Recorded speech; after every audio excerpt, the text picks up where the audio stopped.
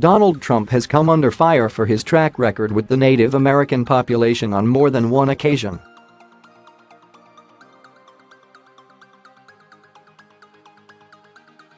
The U.S. president frequently uses the racial slur Pocahontas in relation to Democratic Senator Elizabeth Warren and has made a number of policy decisions which will destroy sacred Native American land.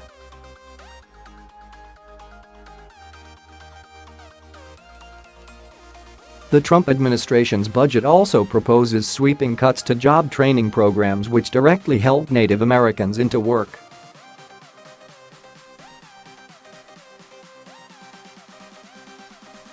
Furthermore, during his pre-White House days as a billionaire property tycoon, Mr. Trump repeatedly clashed with tribes after a 1988 federal law made it easier for casinos to open on tribal land.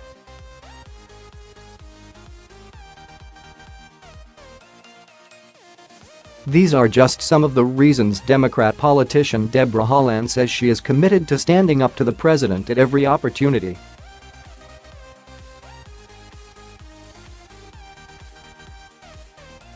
And the outspoken Trump critic hopes to have an even more powerful platform on which to do so by standing for U.S. Congress.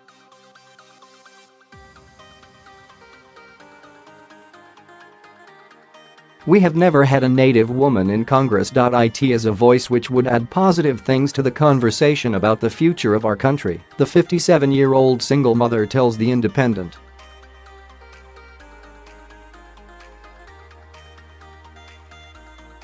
There is still a majority of men in Congress.We need more women.We need more women of color.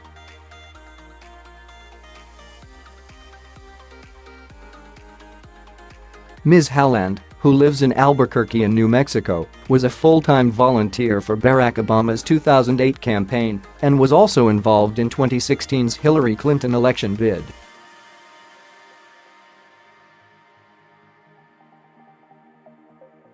She announced her decision to run for a seat in the U.S. House of Representatives straight after finishing her term as state chair in New Mexico in April 2017.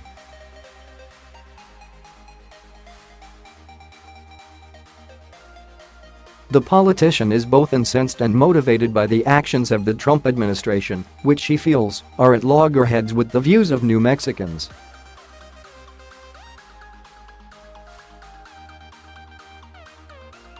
I am feeling like we need to fight harder than ever, she says. Trump's policies are definitely not in line with New Mexicans.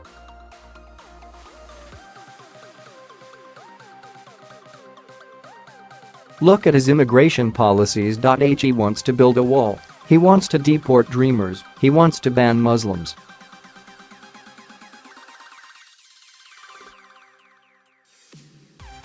These policies are based on racist attitudes we do not agree with at all. My main mission is to beat Donald Trump. He does not speak for New Mexico.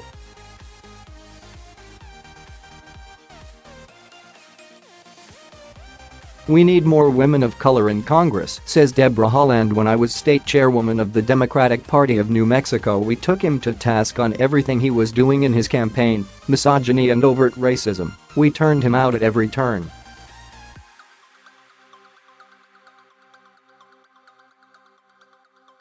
Ms. Haaland spoke out nationally after Mr. Trump called Senator Warren Pocahontas, penning a blistering column in Indian Country Today.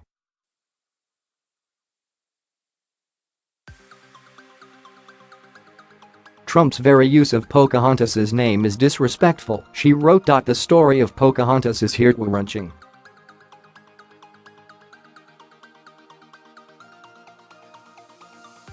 Towards the end of her life, she left her people, went to England, contracted a disease and died at a very young age.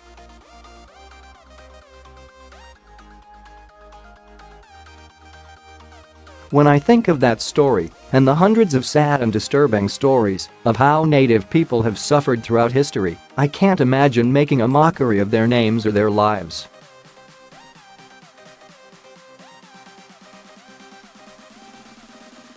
Donald Trump's first year. In pictures 29 show all Donald Trump's first year. In pictures 1 29th inauguration 20 January 2017 U.S. President Donald Trump acknowledges the audience after taking the oath of office as his wife Melania L. and daughter Tiffany watched during inauguration ceremonies swearing in Trump as the 45th President of the United States on the west front of the U.S. Capitol in Washington on 20 January 2017.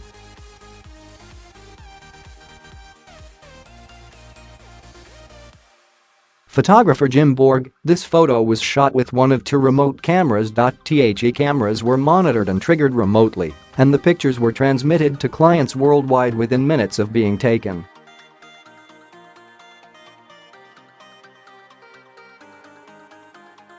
Reuters Jim Borg 2/29 Obama farewell address 10 January 2017 U.S. President Barack Obama wipes away tears as he delivers his farewell address in Chicago on 10 January 2017.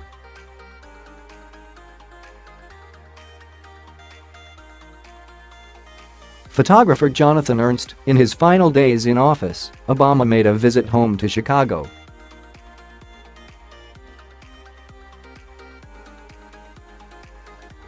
As he spoke from the stage to his wife and daughter in the audience, he became emotional when he talked about what they had sacrificed during his time in office.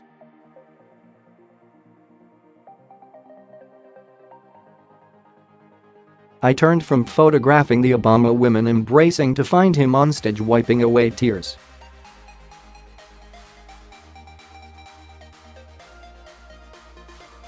Reuters Jonathan Ernst 3/29 inauguration 20 January 2017 A combination of photos shows the crowds attending the inauguration ceremonies to swear in U.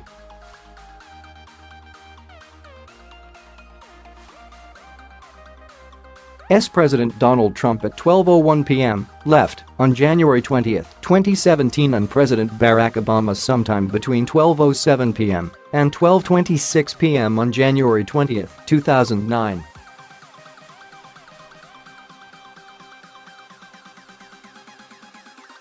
Reuters Lucas Jackson Stelios Varias 4/29 Liberty Ball 20 January 2017 U.S. President Donald Trump and First Lady Melania Trump attend the Liberty Ball in honor of his inauguration in Washington on 20 January 2017.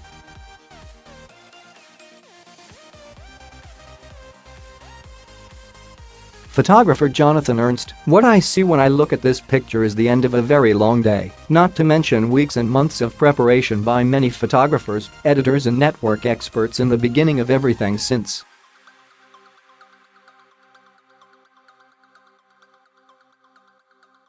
Reuters Jonathan Ernst 5/29 inaugural law enforcement officers and first responders reception 22 January 2017 U.S. President Donald Trump greets Director of the FBI James Comey as Director of the Secret Service Joseph Clancy, L. watches during the inaugural law enforcement officers and first responders reception in the Blue Room of the White House on 22 January 2017.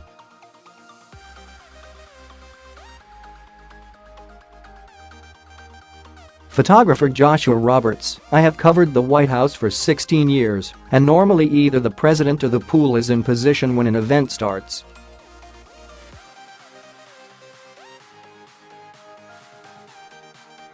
In this case the president was not where anyone expected him to be. In fact, he was almost blocking the door when the pool came in.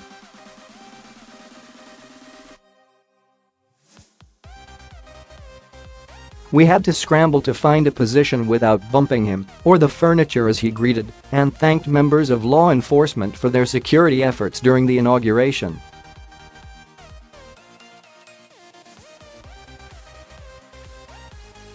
Luckily, he greeted FBI Director James Comey a few seconds after the pool had made its way into the room.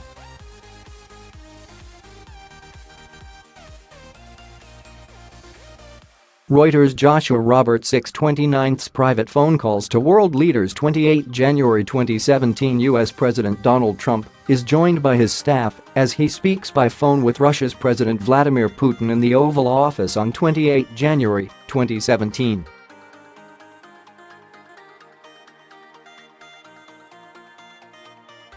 Photographer Jonathan Ernst, very early in the Trump administration, weekends were as busy as weekdays.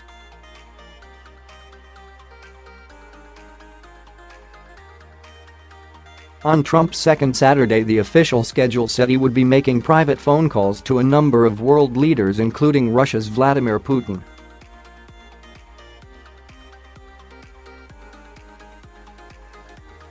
I arrived early and, before sitting down at my desk, walked up to Press Secretary Sean Spicer's office.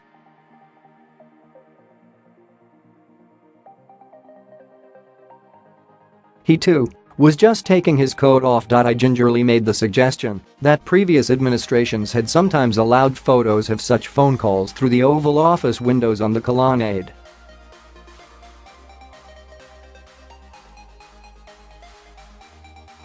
To my mild shock, he didn't even think about it twice. We'll do it, he said. In truth, I really only expected the Putin call, but we were outside the windows multiple times throughout the day as the calls went on.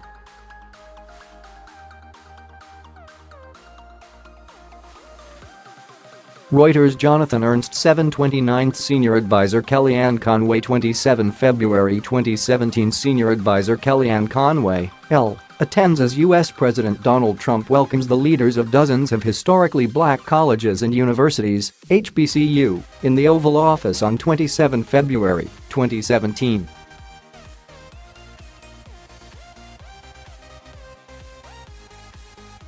Photographer Jonathan Ernst, we're often asked how much access we have to the Trump administration, and the answer is we have an awful lot.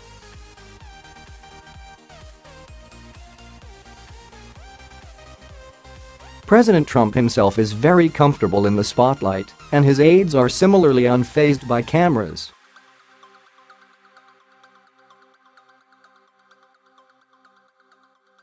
In this instance, Senior Advisor Kellyanne Conway was so comfortable in our presence she seemed not to consider the optics of kneeling on an Oval Office sofa to take pictures with her phone.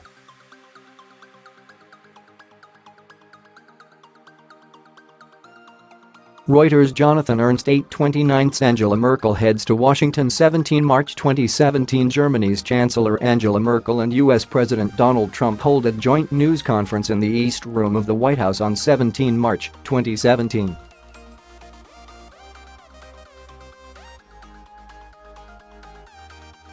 Photographer Jonathan Ernst, Chancellor Merkel made one of the earliest important visits of any U.S. allies to meet Trump in his first months in office.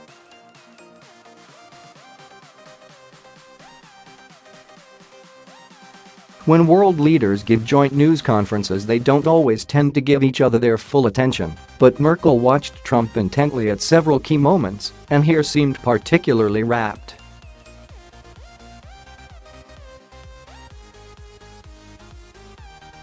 Reuters' Jonathan Ernst 9/29 Trump welcomes truckers to the White House 23 March 2017 President Trump reacts as he sits on a truck while he welcomes truckers and CEOs to attend a meeting regarding healthcare at the White House on 23 March 2017.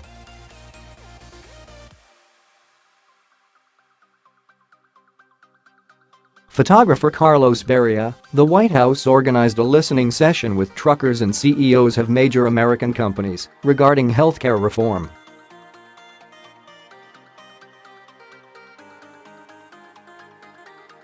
An 18-wheeler tow truck was parked on the south lawn of the White House, and as Trump welcomed the truckers, someone invited him to come and sit in the driver's seat.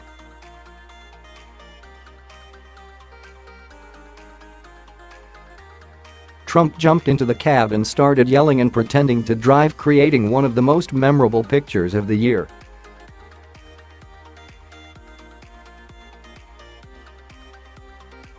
A lesson learned: always be prepared for the unexpected. Reuters' Carlos Beria 10/29 Air Force One 6 April 2017 U.S. President Donald Trump talks to journalists, members of the travel pool on board the Air Force One during his trip to Palm Beach, Florida on 6 April 2017.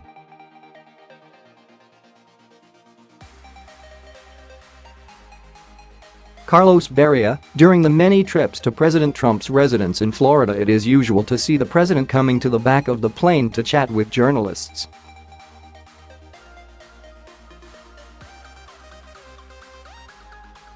During one of the trips to the so-called Winter White House, Trump had a long talk with reporters while the Air Force One entertainment system was playing one of the latest Star Wars movies.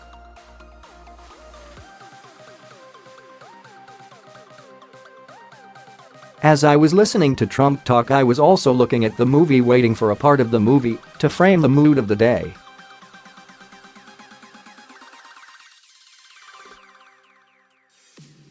Of the many scenes, I choose the one with Darth Vader. Reuters Carlos Beria 11/29 100 days 27 April 2017 U.S. President Donald Trump speaks during an interview with Reuters in the Oval Office of the White House on 27 April 2017.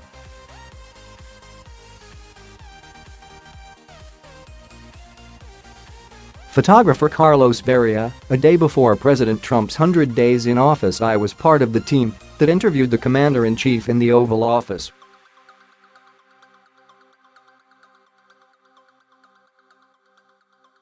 I was only allowed to photograph Trump during the last 5 minutes of the interview.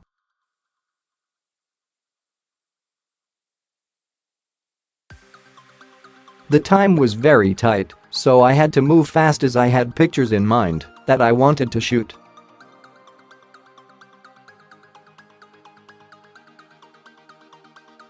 I walked into the Oval Office and saw that the president had printed maps of the country showing areas in red where he won.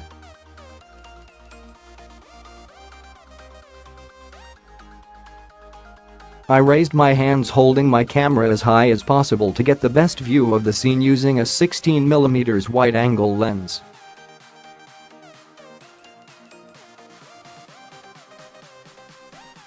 Reuters Carlos Beria 12/29 100 days 27 April 2017 U.S. President Donald Trump reacts as he arrives at Harrisburg International Airport before attending a rally marking his first 100 days in office in Pennsylvania on 29 April 2017.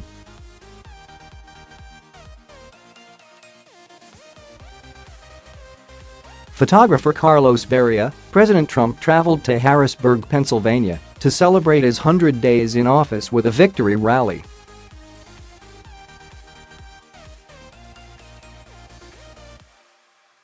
He was in friendly territory as he won with a big difference over his opponent Hillary Clinton in Pennsylvania during the November elections.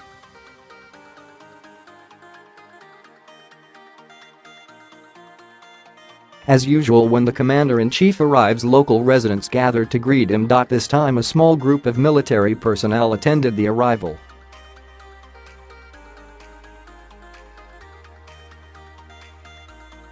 Surrounded by Secret Service agents, Trump walked from the Air Force One and raised his hand in a sign of victory as the crowd cheered him on.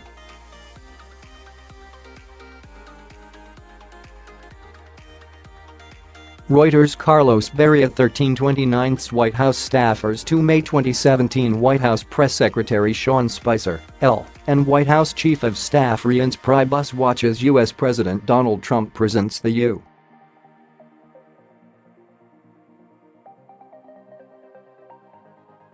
U.S. Air Force Academy football team with the Commander-in-Chief trophy in the Rose Garden of the White House in Washington on 2 May 2017.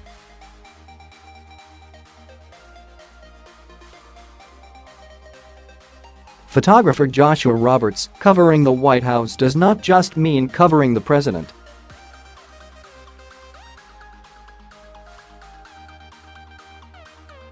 White House staffers are an important part of the story, and their relationship with the president and each other is an indicator of how things are going in the West Wing.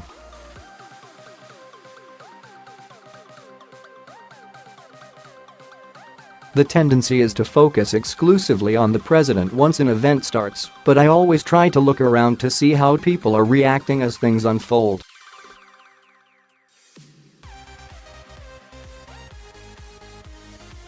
Reuters Joshua Roberts 14/29 Secret Service 4 May 2017 Secret Service agents use a presidential limousine as cover from spraying water as U.S. President Donald Trump lands via Marine One helicopter in New York on 4 May 2017.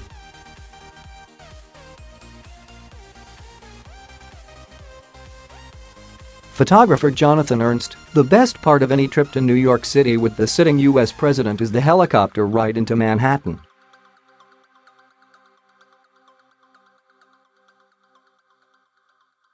The ride out at night can be stunning. Here, Secret Service agents protect themselves from the spray from the East River as Trump lands on the helipad.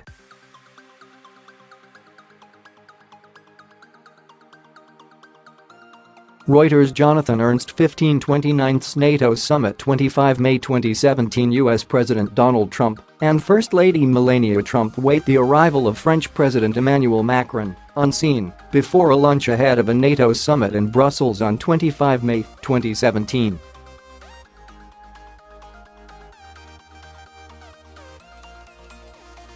Photographer Jonathan Ernst, one of the best parts of traveling overseas for White House coverage is the chance to see the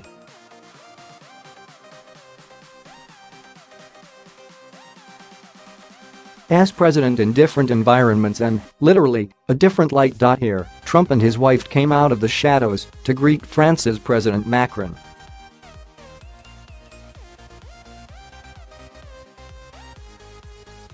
Reuters. Jonathan Ernst 16 29th Trump meets Putin at G20 Summit 7 July 2017. US President Donald Trump meets with Russian President Vladimir Putin during their bilateral meeting at the G20 Summit in Hamburg, Germany on 7 July 2017.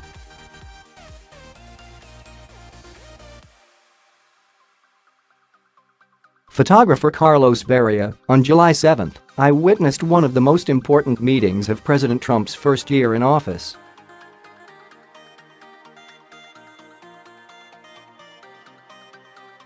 Trump met Russian President Vladimir Putin during a bilateral meeting at the G20 summit in Germany.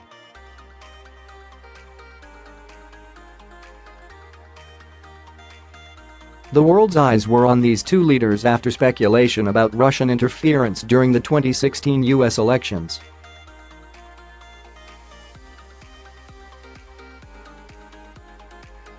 We entered the room for less than 2 minutes, where I took dozens of pictures. But there was this very interesting moment when Trump extended his hand to Putin for a handshake.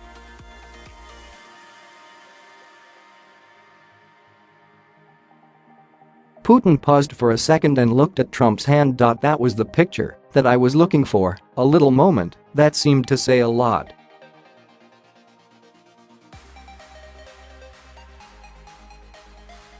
Reuters. Carlos Barria 1729's First Lady 8 July 2017 First Lady Melania Trump chats with U.S. President Donald Trump during their return from Germany at Joint Base Andrews, Maryland on 8 July 2017.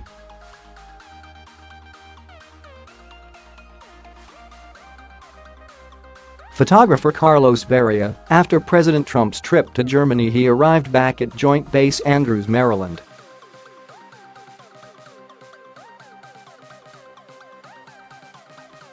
First Lady Melania Trump said goodbye to Trump as she was heading off in a different direction that day.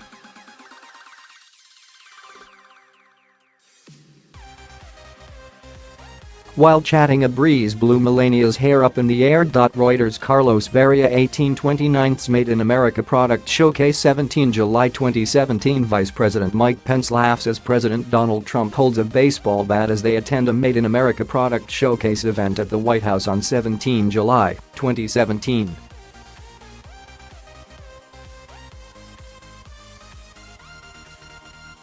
Photographer Carlos Barria, this summer the White House organized an event to showcase Made in America products.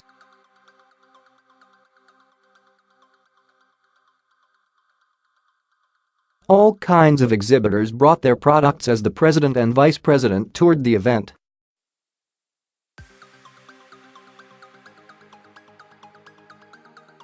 One of the companies was Marucci Sport, a manufacturer of baseball bats based in Baton Rouge, Louisiana.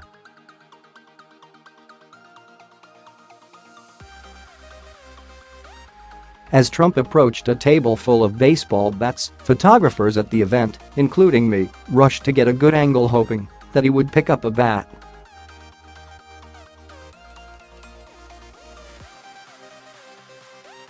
As we predicted, he did. He took one and joked around as though he was hitting something hard.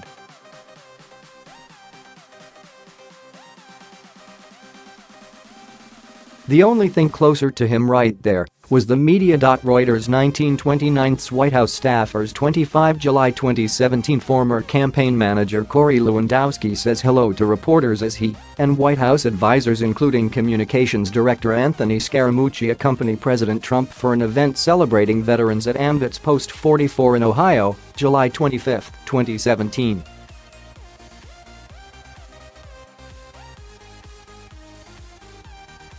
Jonathan Ernst, the most visible person in any White House is naturally the president, followed by the press secretary.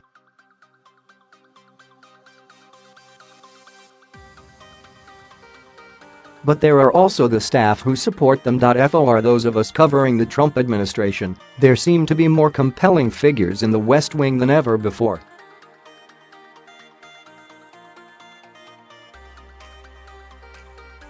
It's crucial to know who's who and why they're important. When I raised my camera and backpedaled ahead of the group to take this image, Lewandowski gave me a hello.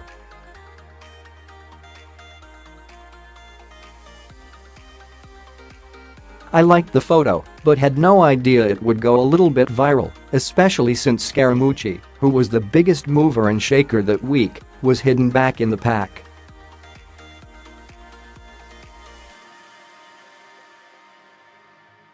But I guess the image catches a glimpse of what it's like to be a West Wing staffer on the road.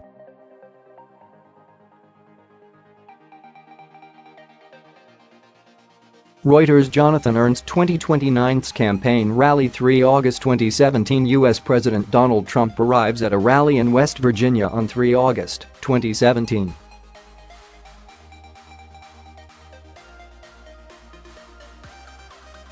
Photographer Carlos Beria. President Trump traveled to Huntington for one of his usual campaign rallies.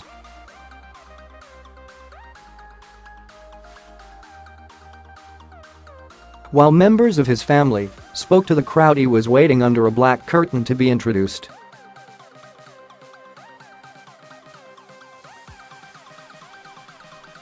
Suddenly he walked onto the stage. One of the first frames that I took was of his hand.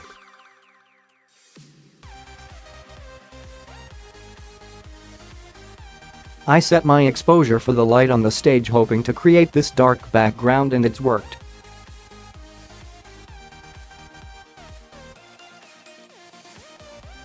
Reuters. Carlos Beria 2129 staring into the solar eclipse. 21 August 2017 without his protective glasses on, U.S. President Donald Trump looks up towards the solar eclipse while viewing with his wife Melania and son Barron at the White House on 21 August 2017.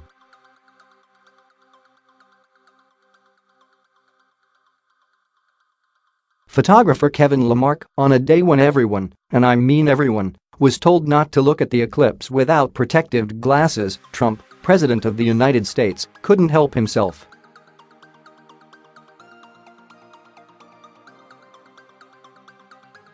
Reuters. Kevin Lamarck 2229's Hurricane Harvey. 2 September 2017 U.S. President Donald Trump poses for a photo as he and First Lady Melania Trump helped volunteers hand out meals during a visit with flood survivors of Hurricane Harvey at a relief center in Houston, Texas on 2 September 2017.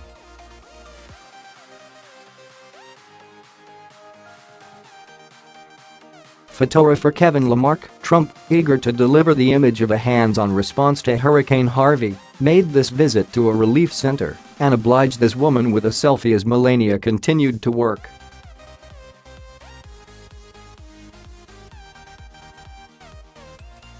Reuters. Kevin Lamarck 2329's White House. 15 September 2017 Donald Trump welcomes 11-year-old Frank Giacchio as he cuts the rose garden grass at the White House on 15 September.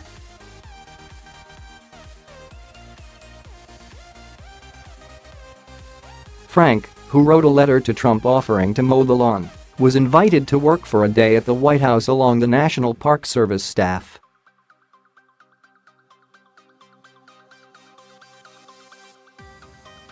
Frank was so focused on his task that he did not notice the president arrived to surprise him.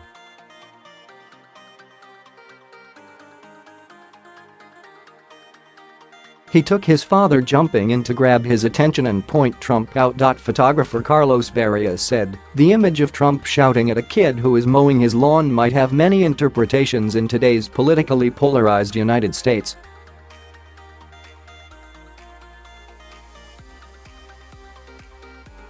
But for me, it was just a kid who loved what he was doing, to the point he almost appeared to ignore the president."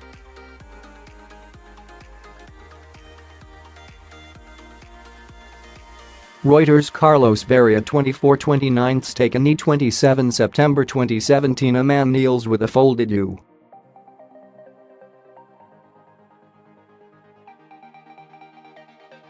S flag as the motorcade of U.S. President Donald Trump passes him after an event at the state fairgrounds in Indianapolis, Indiana, U.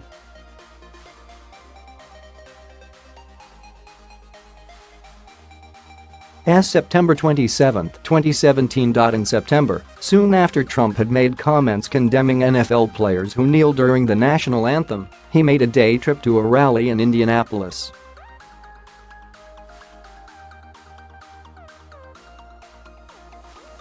Jonathan Ernst managed to capture a man on one knee with a tri-folded flag and was able to use a portion of the sign on the building he was kneeling in front of to track the man down and tell his story in full.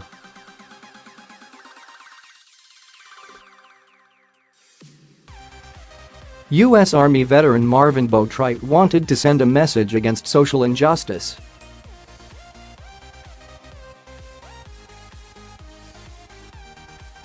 Reuters. Jonathan Ernst 25/29 Hurricane Maria 3 October 2017 President Donald Trump throws rolls of paper towels into a crowd of local residents affected by Hurricane Maria as he visits Calvary Chapel in San Juan, Puerto Rico on 3 October 2017.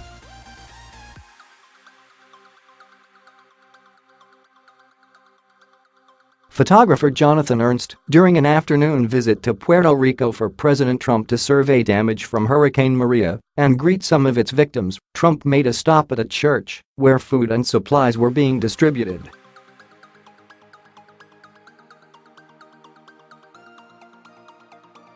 Among the items were paper towels, and Trump, apparently caught up in the moment, decided to distribute some of the rolls.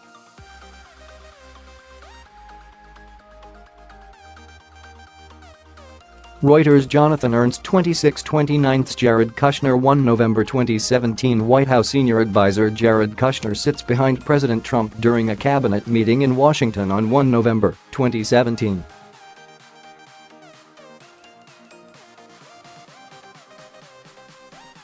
Photographer Kevin Lamarck, the role of Jared Kushner, has gone through a series of changes.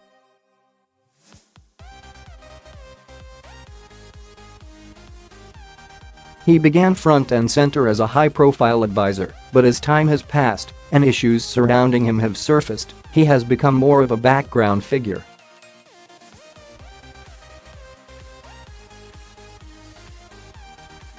Reuters. Kevin Lamarck 27/29 Trump and China 9 November 2017 Donald Trump and China's President Xi Jinping shaked hands after making joint statements at the Great Hall of the People in Beijing on 9 November 2017.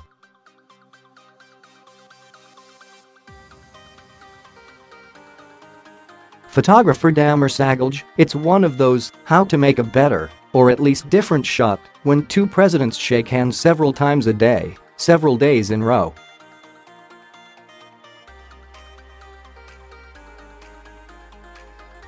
If I'm not mistaken in calculation, Presidents Xi Jinping and Donald Trump shook their hands at least 6 times in events I covered during Trump's recent visit to China.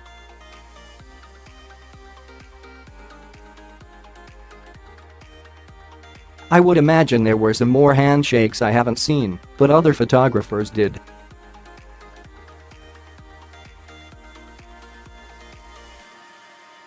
And they all look similar, two big men, smiling and heartily greeting each other until everyone gets their shot.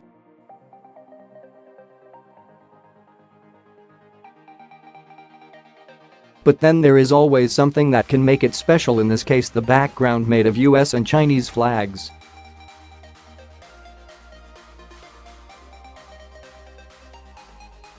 The first time it didn't work for me. The second time I positioned myself lower and centrally and used the longest lens I have to capture only hands reaching for a handshake.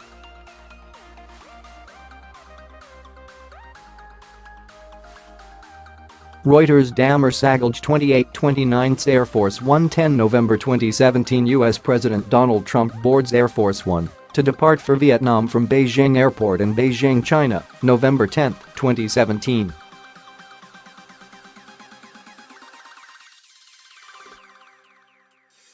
Photographer Jonathan Ernst: there is a Reuters photographer in the tight pool covering the US president for every appearance he makes 365 days a year.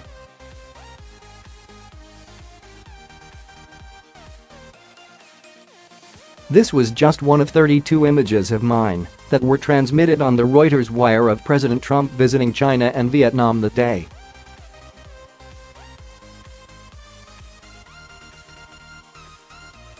You never know when a sudden interaction, a gust of wind or a unique facial expression will lead to a striking image that grabs people's attention.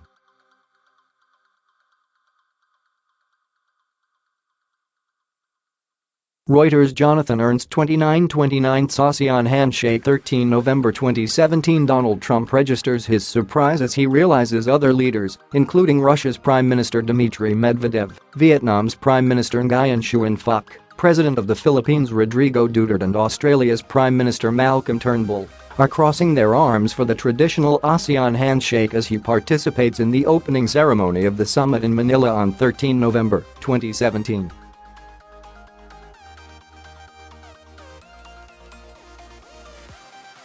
Photographer Jonathan Ernst: having covered a few ASEAN summits, I knew to expect the ASEAN handshake.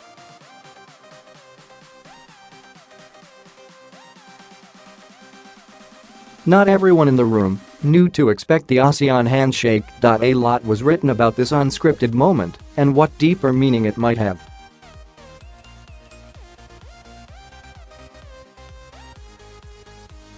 The simple truth is that sometimes in life there are unscripted moments. Reuters: Jonathan Ernst: she has also made Mr. Trump aware of her ire by staging personal protests at rallies the commander-in-chief has held in New Mexico.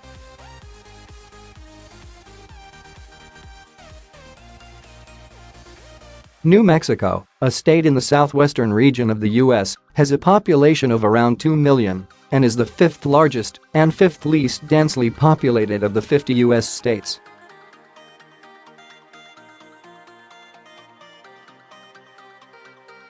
It is a land of vast open spaces. You can drive in any direction from Albuquerque and you will be in the middle of a beautiful desert.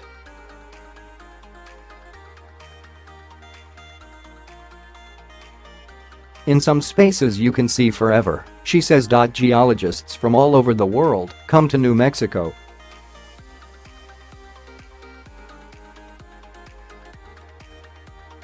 Ms. Haaland is an enrolled member of the Pueblo of Laguna, the Native American tribe of the Pueblo people in west-central New Mexico whose population exceeds 7,000 enrolled members.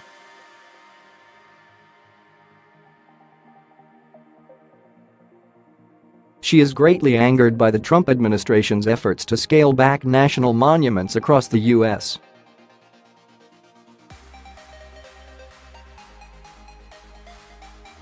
She was raised in a military family that moved around a lot. Her father was a 30-year career Marine, and her mother served in the Navy.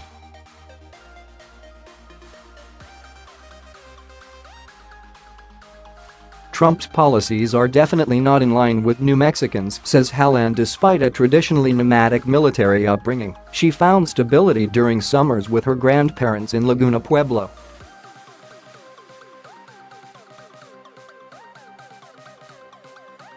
Despite the fact her grandparents went to one of the then government's controversial assimilation programs, where indigenous people were forced to adopt traditional white U.S. customs, they managed to keep their traditional practices intact, something she is very grateful for.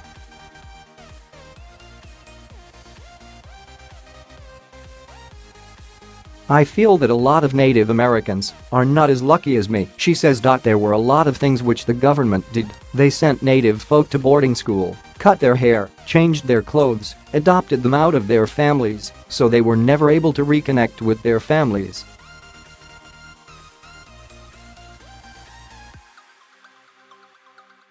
They basically turned them into Americans. There are individuals who are likely still resentful, but I think it's important to recognize the resilience of Native American communities who have moved forward, she adds.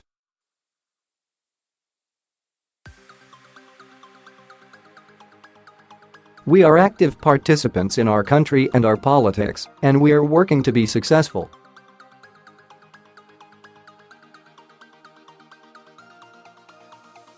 Just like any other community, we want to advocate for issues that are important to us.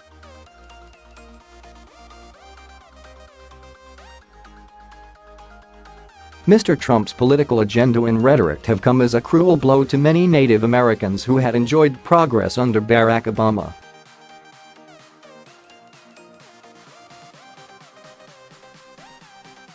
The former president is praised for doing more than any other American leader to acknowledge their grievances, such as the government's historical neglect of treaty obligations.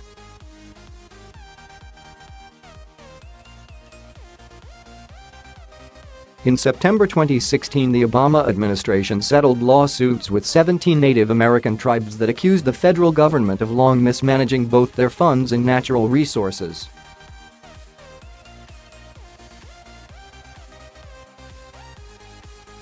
The settlements totaled $492.8 million. Native American history has included mass killings and attempts to deprive tribes of their land, language, rituals, and overall culture.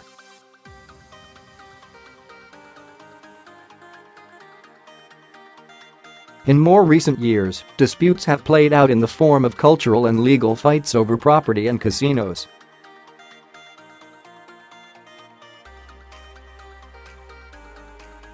Ms. Haaland's goals for New Mexico include making the state a leader in renewable energy, safeguarding women's rights to an abortion, legalizing marijuana, improving veteran support, backing small businesses, and striving for universal health care.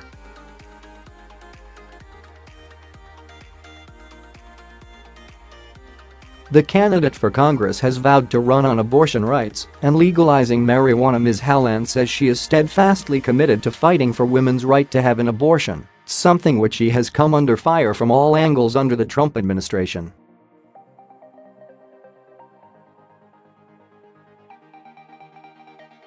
I am absolutely going to fight for women's reproductive rights anytime I have to.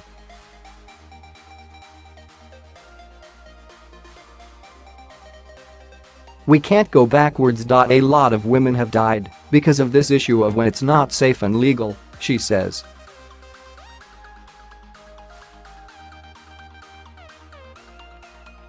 Addressing why she is so keen to legalize marijuana, she says, "I think we need to stop putting people in for-profit prisons for smoking marijuana.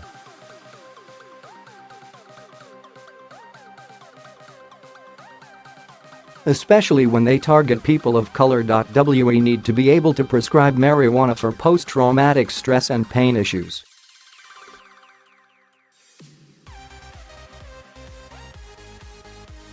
These are combat veterans who come back from fighting because the country sent them there, and we need to take care of them.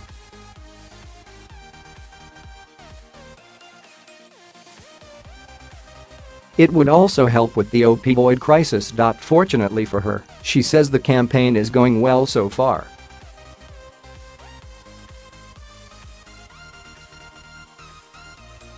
Ultimately spurred by the ambition to become the first ever Native American in Congress, Ms. Haaland wants to give the community, which has long been marginalized by U.S. voting laws, a voice in the political mainstream.